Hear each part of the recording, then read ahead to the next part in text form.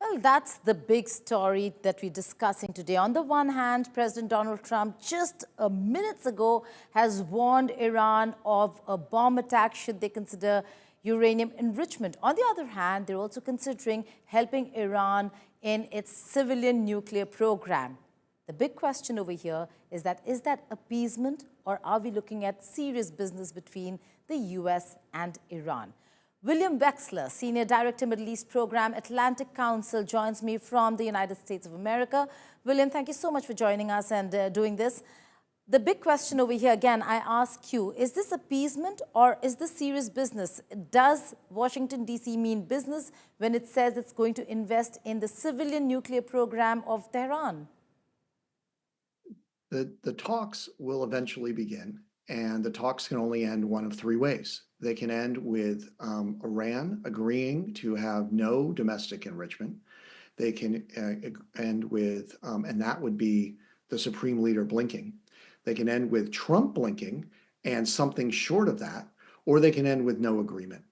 The only answer that leads to a situation where the region is more stable, more secure, and more peaceful is the one in which the Supreme Leader blinks and gives up his asserted right to domestic enrichment. You can still have a domestic nuclear power program. Right across the Gulf, the UAE has a very good nuclear power program. They do not enrich anything domestically.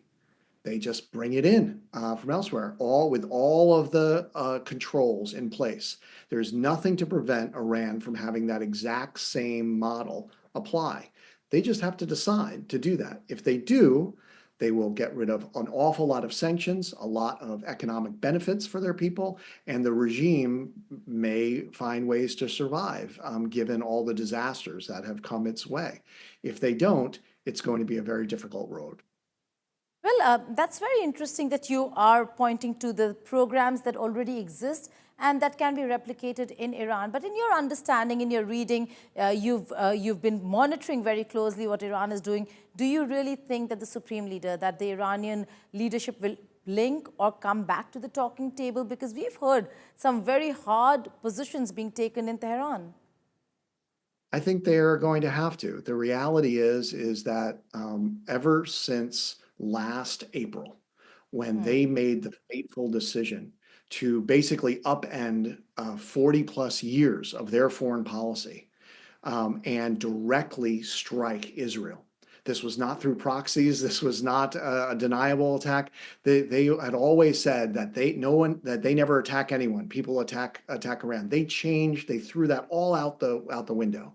They sent hundreds of projectiles into Israel designed to kill civilians. From that point forward, it has been a strategic disaster for the Iranian regime. And the reality is they are much, much, much weaker as a result of those decisions that were kicked off by decisions they made. It may take them a little while to come to understand that, but that's the reality in front of them. Their ability to project power is markedly lower.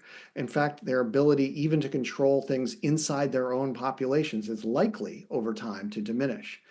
If I was an advisor inside the Iranian system, I would advise the Supreme Leader do the same thing that his predecessor did to end the war with Iraq, where he said he had to drink from the poison chalice and accept Right. this because of weaknesses. He has to do the same now.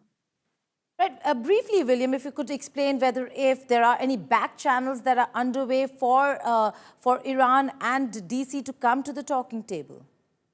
There are a number of channels, some that have been in existence for a long period of time, some that are relatively new.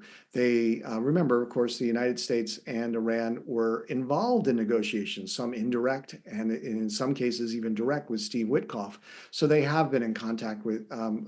They have those pre-established lines of communication, and then you have all of the Gulf Arab states and other Arab states that have direct diplomatic relations with Tehran and are able to communicate directly. So there's no way that Tehran can't hear the message that they need to have these negotiations. Frankly, they've already won something with the ceasefire being put into effect.